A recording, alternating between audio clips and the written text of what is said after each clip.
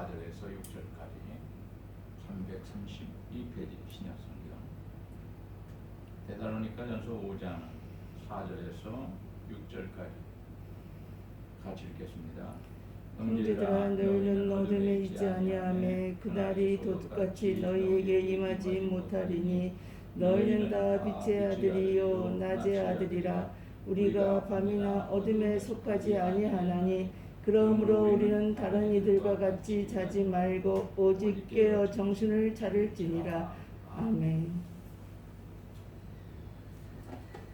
예수님께서 재림하실 때 불신자들에게는 준엄한 심판이 주어지지만 예수를 구주로 믿어 구원받은 모든 성도들과 데살로니가 교인들은 절대로 그렇지 않다는 사실을 강력하게 말씀해 주면서 빛의 아들이요 낮의 아들인 성도들은 마땅히 깨어 근신하라고 권고하고 있습니다.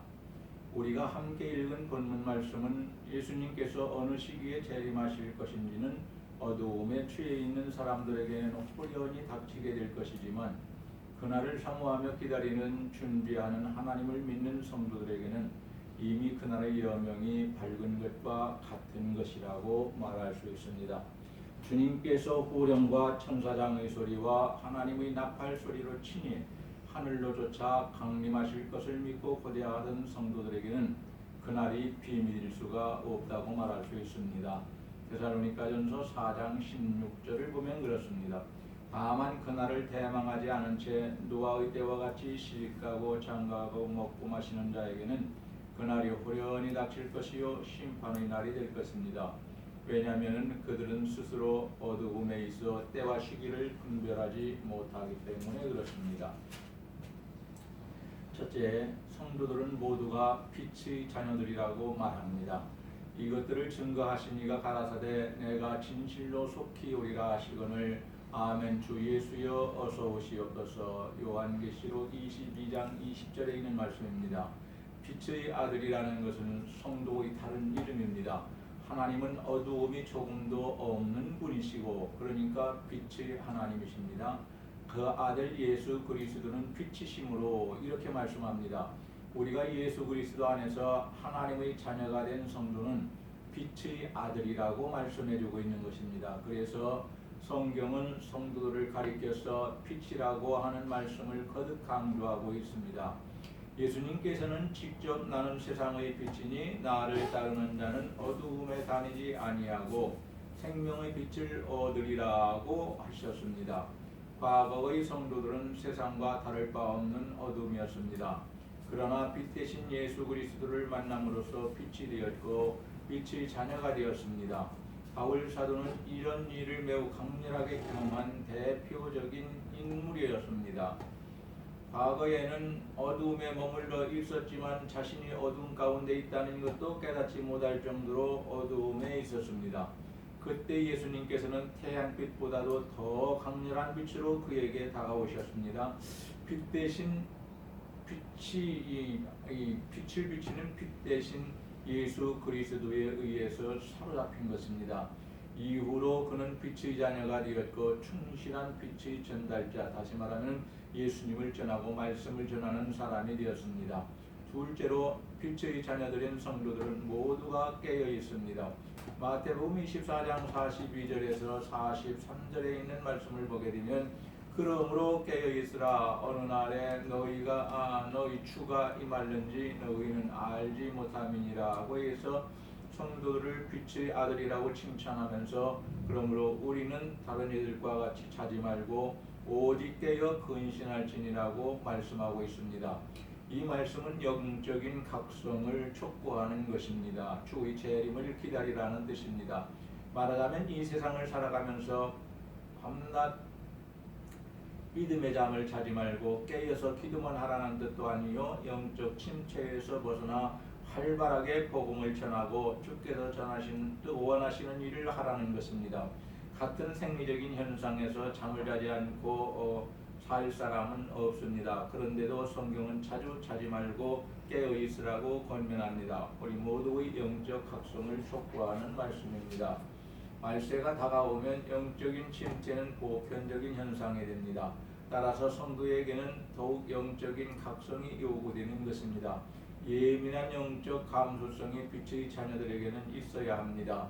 영적 감수성이 무너진 사람에게는 어떠한 하나님의 말씀도 은혜가 되지 않습니다. 영적 감수성이 무너진 사람들에게는 영적인 감수성을 시급히 회복해야만 합니다.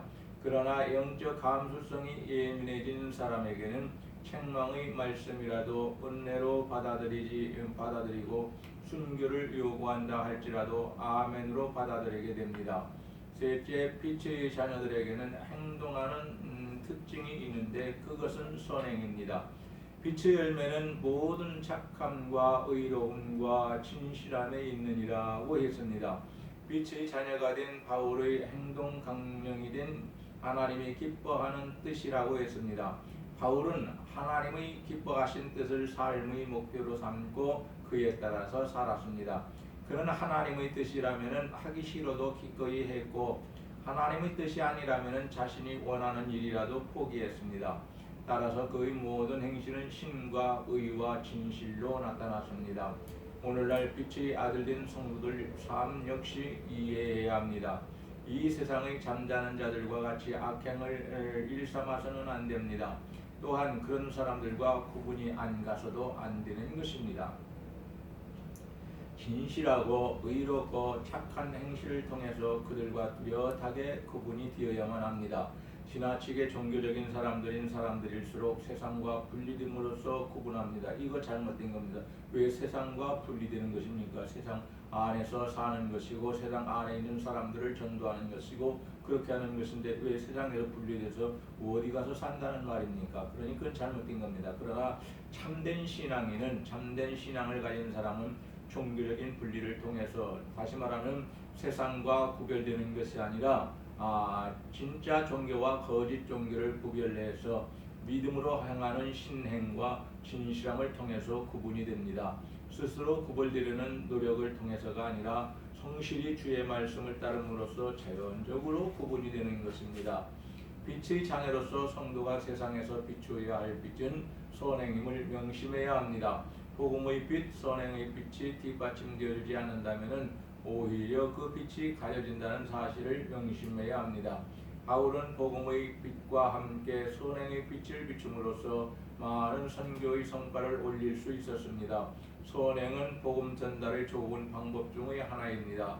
이 세상은 성도들의 선행을 통해 하나님의 의와 거룩함을 알기 때문에 그렇습니다. 말씀을 맺어야 되겠습니다. 예수님께서 처음 인간의 옷을 입으시고 세상에 오셨을 때는 세상에 있는 죄인들의 죄악을 모두 용서하시고 속죄 제물이 되셔서 모든 사람들의 죄를 다 짊어지시고 단번에 용서하신 은혜로 구원하셨기 때문에 우리 예수님만 보면 은혜로우신 주님, 구원해 주신 주님, 날 용서하신 주님하고 주님의 이름을 부르면서 살아왔습니다. 그러나 이제는 예수님께서 심판주로 오셔서 예수 믿고 구원받아 충성된 하나님의 자녀에게는 천국에 들어가게 하시고 상급으로 갚아주시는데 끝까지 예수 믿는 것을 거절하고 불신자로 살아오면서 자기 생각대로 살아오는 사람들은 심판주로 오시는 예수 그리스도께서 완전히 썩은 나무, 죽은 나무를 가려내서 잘라가지고 아궁이에 던져 땔감으로 사용하는 것처럼 지옥불에 던져진다고 말씀합니다. 빛의 자녀라면 아름다운 행동이 수반되어야 합니다. 빛의 자녀라고 하면서 세상 사람들과 동일하게 살아간다면 사소한 일로 담을 쌓고 지내고 남을 이용해 먹기만 하고 물질 때문에 양심까지 버려서는 안 됩니다. 주님 오실 때 칭찬과 상급을 받게 신앙으로 살 수 있기를 간절히 축복합니다. 기도하시겠습니다. 하나님 고맙습니다. 오늘 거룩한 주일 하나님께서 저희를 지극히 사랑하심으로 주님 몸된 교회로 불러주시고 예배할 수 있도록 축복하여 주시니 감사합니다.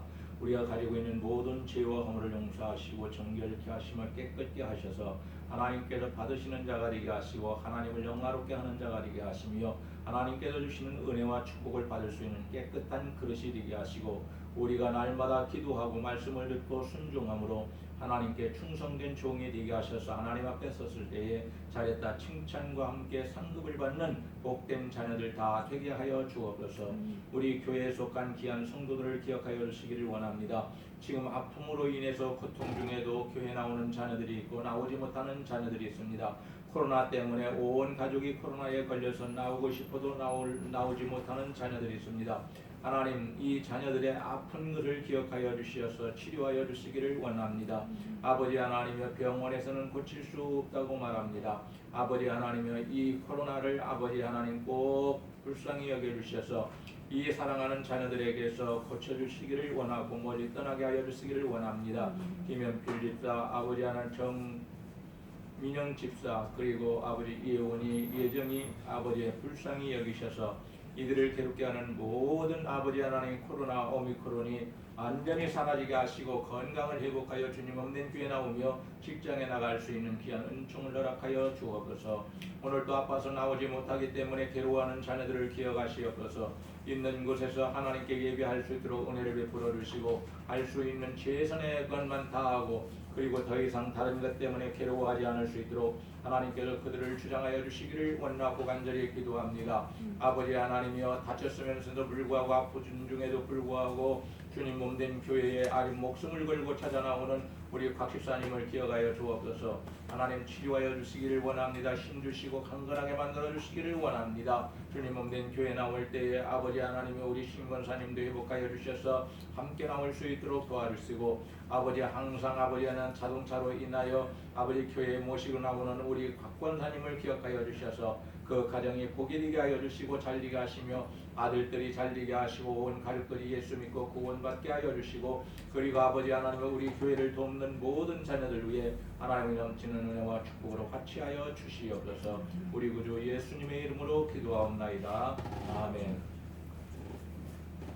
이제는 우리 구주 예수 그리스도의 은혜와 하나님 아버지의 무한하신 사랑하심과 성령님의 감화 감동하심과 의로 인도하시며 충만케 하시는 은총이 오늘도 주님 몸된 교회에 올라와 예배드리는 귀한 자녀들 위에와 앞으로 아버지 하나님 교회에 나와서 예배드릴 귀한 성도들 위에 이제로부터 영원 무궁토록 함께 계실지어다. 아멘.